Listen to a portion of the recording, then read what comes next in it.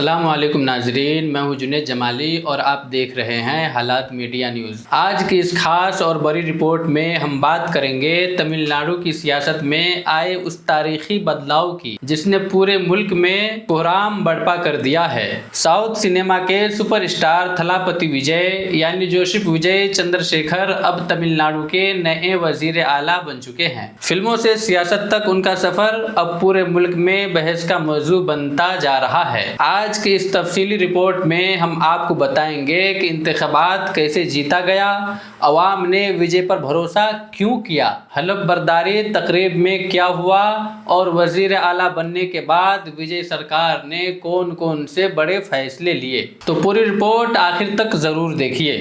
नाजरीन, कई समय से ये चर्चा चल रहा था कि थलापति विजय सियासत में आएंगे।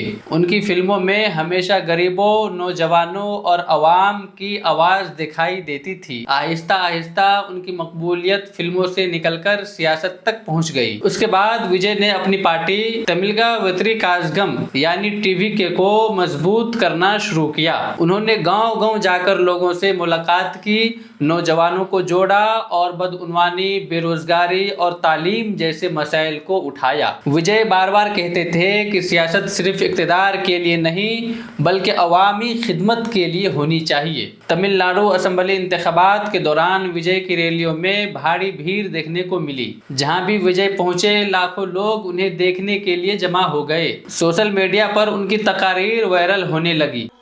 அறிவிக்கவோ வெளிப்படுத்தவோ மாட்டேன் என்று ஆண்டவன் மீது ஆணையிட்டு உறுதிமொழிகிறேன்।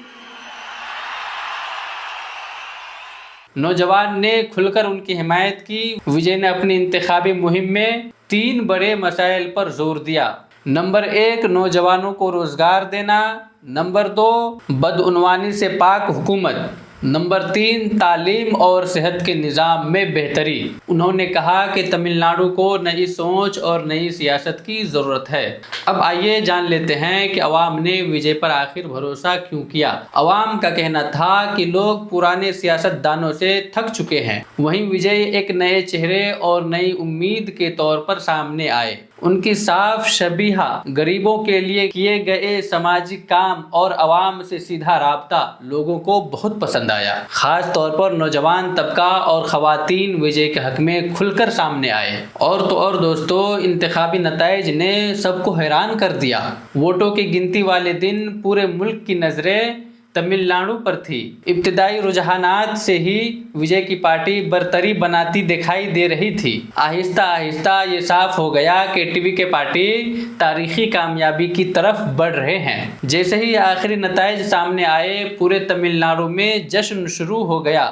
सड़कों पर पटाखे फूटने लगे, मिठाइयाँ तकसीम की गई और विजय के हामियों ने बड़ी बड़ी रैलियां निकालना शुरू कर दिए। सियासी माहिरीन ने उसे तमिलनाडु की सियासत का सबसे बड़ा बदलाव करार दिया है। अब आइए जान लेते हैं कि शपथ ग्रहण समारोह में क्या कुछ हुआ। 7 मई की सुबह चेन्नई में शानदार हलफ बर्दारी का तकरीब इनेकाद किया गया। मुल्क के कई बड़े लीडर, अदाकार और सिनेकार इस प्रोग्राम में शरीक हुए। विजय सफ़ेद रिवायती लिबास में स्टेज पर पहुंचे और वजीर आला के ओहदा का हलफ ले लिया। जैसे ही उन्होंने हलफ लिया, पूरा मैदान तालियों से गूंज उठा। लोग थलापति विजय जिंदाबाद के नारे भी लगाने लग गए। अपनी तकरीर में विजय ने कहा, ये जीत सिर्फ मेरी नहीं बल्कि तमिलनाडु की आवाम की जीत है। मैं हर गरीब, हर किसान और हर नौजवान के ख्वाब पूरे करने की कोशिश करूंगा। वजीर आला बनने के बाद विजय सरकार के बड़े बड़े फैसले भी आए। ज़रा जान लेते हैं कि उस बड़े बड़े फैसलों में कौन सी सबसे ज़्यादा चर्चा में रहा है। वजीर आला बनने के बाद विजय सरकार का सबसे बड़ा और सबसे ज़्यादा चर्चे में रहने वाला फैसला रहा तमिलनाडु में शराब पर सख्त कंट्रोल और कई हसास इलाकों में शराब की दुकानों को बंद करना। दोस्तों, 717 शराब की दुकानें बंद की गई हैं जो इबादत गाहों और मंदिरों के आसपास थे। उसके बाद सरकार ने पूरे सूबे में सर्वे शुरू कराया और उन इलाकों की शनाख्त की गई जहां शराब की दुकानों की वजह से सबसे ज़्यादा तनाज़ो और समाजी मसाइल सामने आ रहे थे। सरकार ने सबसे पहले मजहबी और तालीमी इलाकों पर तवज्जो दी। मंदिरों के आसपास मौजूद कई शराब की दुकानों को बंद किया गया। मस्जिदों और दरगाहों के करीब चल रही दुकानों पर कार्रवाई हुई। स्कूल और कॉलेज के 500 मीटर दायरे में आने वाली दुकानों को हटाने का हुक्म दिया गया। अस्पतालों और रहायशी इलाकों के करीब की कई दुकानों को भी बंद किया गया। सरकार का कहना था कि बच्चों, तलबा और मजहबी माहौल पर इसका गलत असर पड़ता रहा है। तमिलनाडु के कई जिला में खवातीन ने विजय सरकार के इस फैसले का इस्तकबाल किया। कई खवातीन ने कहा कि शराब की वजह से घरेलू तशद्दुद और माशी परेशानियां बढ़ रही थी। सरकार ने गैर कानूनी शराब के कारोबार पर भी सख्ती शुरू की।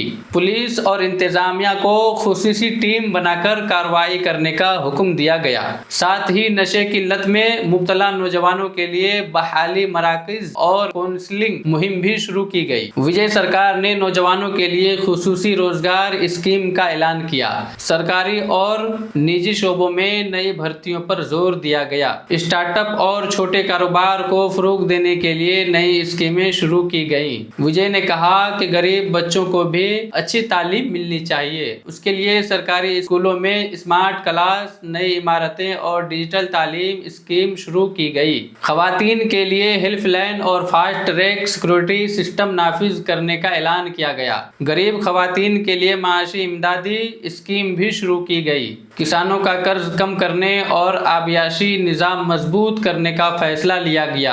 कई जिला में मुफ्त बीज और सब्सिडी स्कीम भी शुरू हुई। विजय ने अफसरान को साफ पैगाम दिया कि बदउनवानी हरगिज बर्दाश्त नहीं की जाएगी। उन्होंने शफाफ हुकूमत का वादा किया। अगरचे अपोजिशन ने विजय सरकार पर सवाल भी उठाए हैं। कुछ लीडरों ने कहा कि फिल्मों और सियासत में काफी फर्क होता है, लेकिन विजय के हामियों का कहना है कि अवाम ने उन्हें मौका दिया है और अब नताइज भी नजर आएंगे। वजीर आला बनने के बाद विजय मुसलसल सोशल मीडिया पर ट्रेंड कर रहे हैं। उनकी तकारीर, उनकी स्पीच और फैसलों की वीडियोस करोड़ों बार देखी जा रही हैं। मुल्क भर के नौजवान उन्हें नए दौर का लीडर बता रहे हैं। साउथ फिल्म इंडस्ट्री के कई बड़े अदाकारों ने विजय को मुबारकबाद दी। कई फनकारों ने कहा कि विजय हमेशा अवाम के करीब रहे हैं और अब सियासत में भी नई मिसाल कायम कर सकते हैं। तो नाजरीन, ये थी तमिलनाडु के नए वजीर आला थलापति विजय की पूरी कहानी। फिल्मों के सुपरस्टार से अवाम के वजीर आला बनने तक का सफर। अब देखना होगा कि विजय अपने वादों को किस हद तक पूरा कर पाते हैं और तमिलनाडु को किस सिमत ले जाते हैं। आपकी क्या राय है? क्या विजय एक कामयाब वजीर आला साबित होंगे? कमेंट करके अपनी राय जरूर दीजिए। वीडियो पसंद आए तो लाइक करें, शेयर करें और चैनल को सब्सक्राइब करना हरगिज न भूले। मैं हूँ जुनैद जमाली। मिलते हैं अगली बड़ी खबर के साथ। अल्लाह हाफिज।